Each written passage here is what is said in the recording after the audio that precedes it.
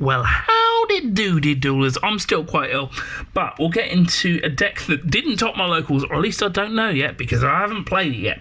So this is building for Master Rule 5, so hopefully this video series, if it turns into a series, if I can be bothered, is going to be how this deck evolves to get ready to play in Master Rule 5. So I'm going to do a deck profile, but it's also kind of be how I make a deck. And how I came to all the decisions of this, because I haven't played it yet. We'll see how that goes, and hopefully I can do something afterwards as well, which will involve editing. Oh boy. So why did I choose ABC? So one of the things that you can do with deck building is really to find out what you want to be doing. What the big power play is, what's the boss monster, what's your win con. So in this, I thought, what is the thing that I was big sad about when Master Rule 4 came in, and the idea was that I can't do that anymore because this is a very good play. However, in Master Rule 5 we can do this again. We can kind of do this again now. I will tell you a little bit later in the profile how that happens, but it means that we can test this ready for Master Rule 5. So hopefully you'll see an evolution of how it goes. But that was my idea on the win con, as well as ABC Dragon Buster and all the shenanigans that come along with that. So one of the things I like to start with is, once I decide what the deck is eventually going to do, what are the cards you cannot change? Like, this is the core of the deck. You can't mess with this. Everything else is fluid. So we have our ABC pieces and our hangers. I'll get all those out of the way now. So I'll start with the pieces. So normally you will see 3, 3, and 3. I would have been tempted to do 3, 3, and 3, and then, oh sorry, the backlight is actually a TV screen with the Nintendo Switch eStore on, because it's mostly white. Yeah, so I would be tempted to have the third ones in this section as well. Currently I'm not playing them. I would normally be tempted to sit there and say that you can play a build with these gone, so that's why they wouldn't be in this section anyway. I'll get on with it.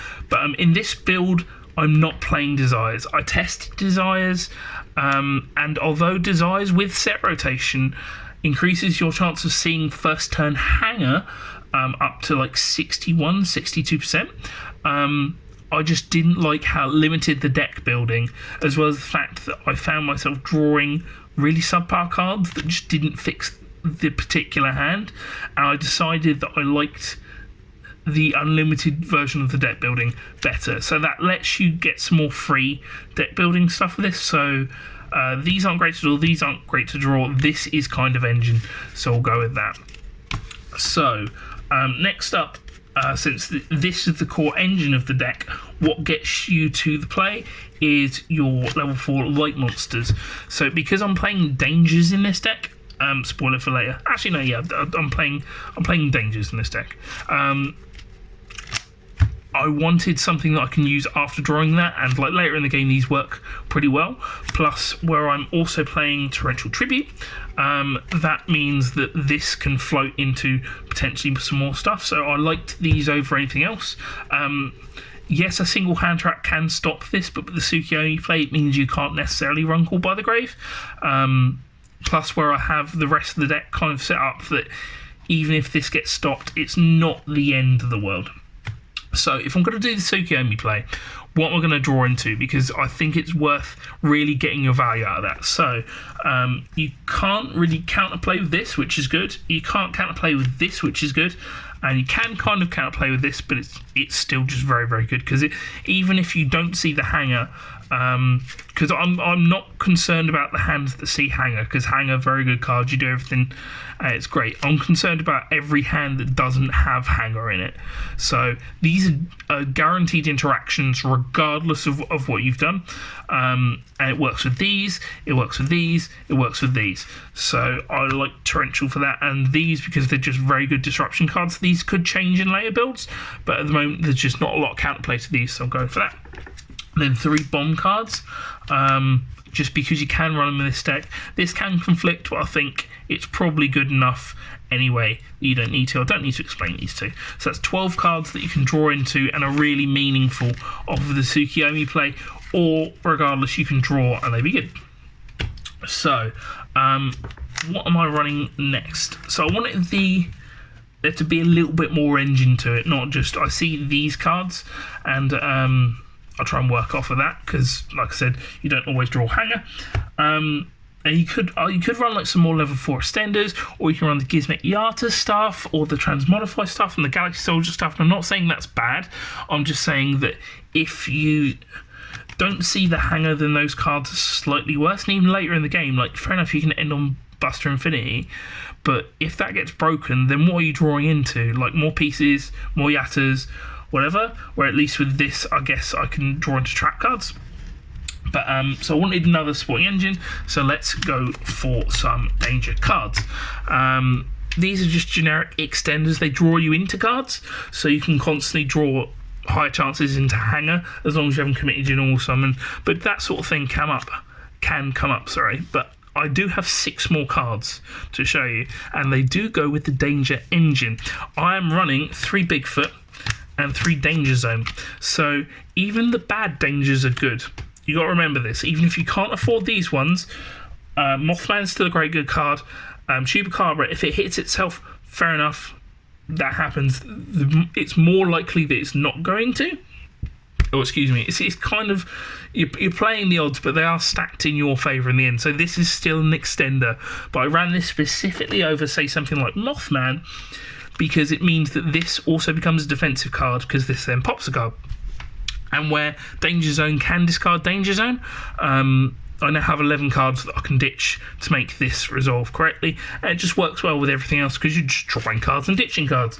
I'll see how this engine goes. We'll put it that way. So that's the 40 cards. I didn't want to go over 40. I was originally running Upstart, but I wanted to cut it to include another danger card. Oh, got to wiggle the switch stick. So that's the main deck. Then Buster is our win con and the main reason to play the deck, so you play at 3. This is the good card, so I love the good boy, and I'm playing him. Borrow Sword to win the game, don't need to explain that. This for the scapegoat play. This for sometimes IP plays.